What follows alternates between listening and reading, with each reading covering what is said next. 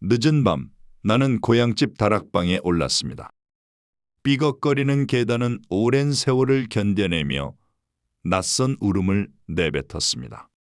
다락은 늘 그렇듯 어둡고 습기가 배어 있었지만 오늘은 유독 가슴이 두근거렸습니다.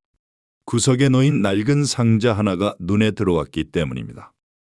상자의 뚜껑을 열자 먼지가 휘날렸습니다. 오래된 종이 냄새가 콧속을 파고들었죠.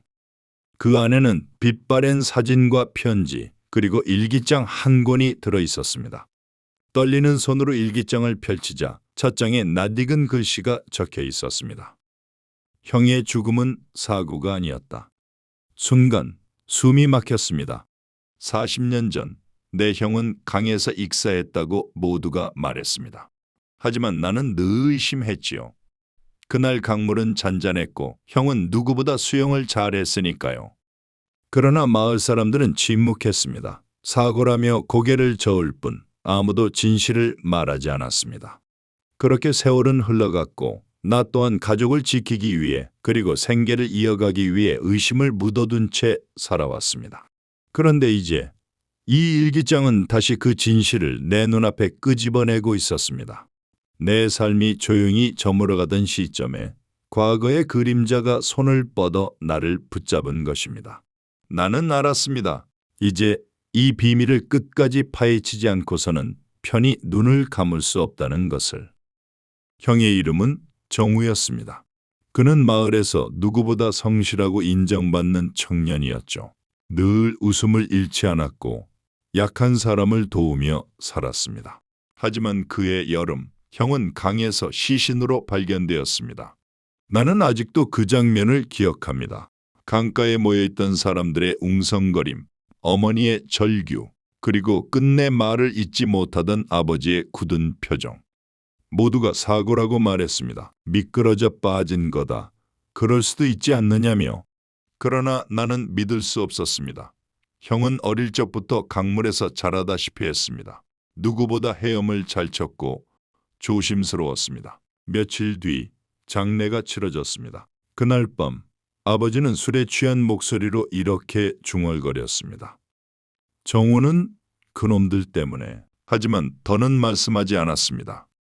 그날 이후 아버지는 형의 이야기를 꺼내지 않았고 마을 사람들도 철저히 침묵했습니다.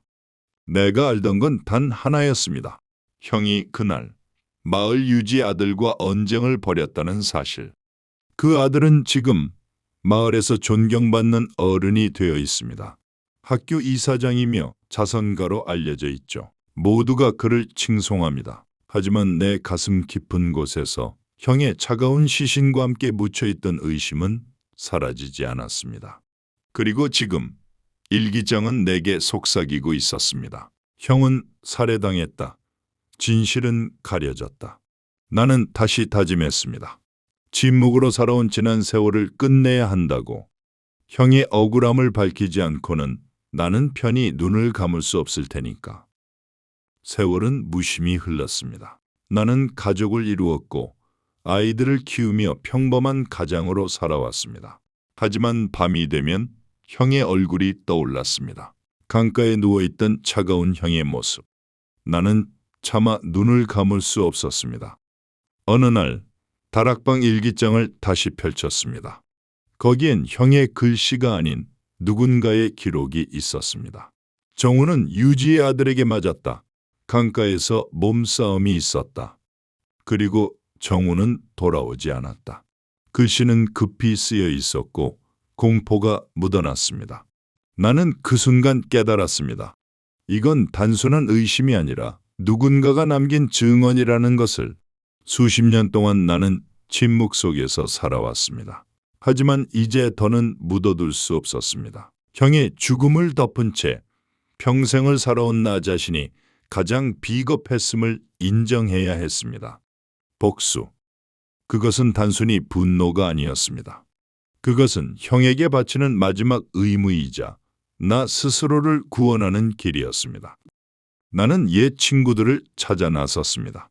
어떤 이는 이미 세상을 떠났고 어떤 이는 늙은 얼굴로 나를 반겼습니다. 그들 중 몇은 떨리는 목소리로 말했습니다. 그날 무슨 일이 있었는지 우리도 알고 있었지. 하지만 감히 말할 수가 없었어. 유지 집안은 마을을 쥐고 있었으니까. 일기장의 내용은 점점 사실로 드러났습니다. 유지의 아들은 술에 취해 형과 다퉜고 결국 강가에서 밀쳐냈습니다. 그러나 그 사건은 경찰에 보고되지 않았습니다. 오히려 마을 사람들이 입을 닫았고 진실은 흙처럼 덮여버렸습니다. 나는 분노로 몸을 떨었습니다. 지금 그 아들은 존경받는 어른이 되어 수많은 사람 앞에서 정의와 도덕을 이야기하고 있었습니다. 그러나 그의 손에는 여전히 피가 묻어 있었습니다. 그 순간 나는 결심했습니다. 이제 그에게 진실을 되돌려줄 차례라고. 나는 조용히 움직이기 시작했습니다. 옛 신문 자료를 뒤졌고 사건 당일을 기억하는 사람들을 만났습니다. 시간이 흘러 기억은 희미했지만 모두의 입가에는 망설임이 맴돌았습니다. 어떤 이는 말했습니다. 그날 강가에선 소리가 들렸어. 누군가 싸우는 소리. 하지만 다들 모른 척했지. 괜히 나섰다간 집안이 망할 테니까. 나는 증거를 모았습니다. 일기장, 증언, 그리고 형과 함께 있던 옛 친구의 편지.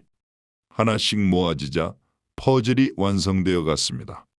내 마음은 점점 무거워졌습니다.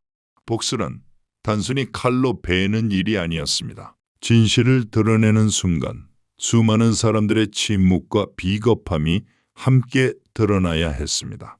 그 사실이 나를 괴롭혔습니다. 그러나 멈출 수는 없었습니다.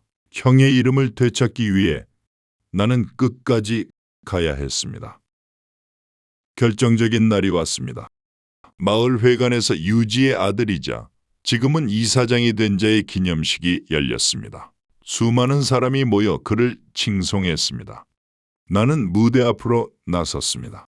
오늘 나는 한 가지 이야기를 하려 합니다.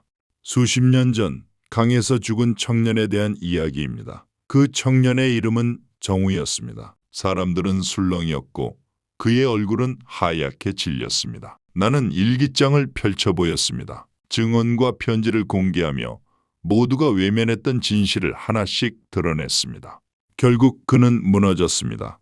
존경받던 이름은 추락했고 마을 사람들은 침묵으로 가린 죄책감에 고개를 숙였습니다. 형의 억울함은 드디어 세상 앞에 드러났습니다. 나는 속으로 중얼거렸습니다. 형, 이제 됐어? 이제 조금은 편히 쉴 수 있겠어? 하지만 그것이 끝이 아니었습니다. 일기장을 정리하던 중 나는 충격적인 사실을 발견했습니다. 마지막 장에 작은 글씨로 덧붙여진 문장이 있었습니다. 이 글을 쓰는 나는 정우가 아니다. 나는 그날 현장을 본 또 다른 사람이다. 그러나 두려움에 내 이름을 밝힐 수 없었다. 언젠가 누군가가 이 진실을 밝혀주길 바란다. 나는 얼어붙었습니다. 내가 전부 믿고 복수의 근거로 삼았던 일기장은 형의 것이 아니었던 겁니다. 형의 죽음이 사고였는지 살인이었는지 마지막 진실은 여전히 어둠 속에 남아 있었습니다. 유지의 아들은 몰락했지만 나는 허무함에 휩싸였습니다. 형의 억울함을 풀었다 믿었지만 사실은 누군가의 두려움 속 기록에 기대어 모든 것을 뒤흔든 것뿐이었습니다. 복수는 이루어졌습니다. 그러나 내 가슴에는 끝내 지울 수 없는 공허만이 남았습니다.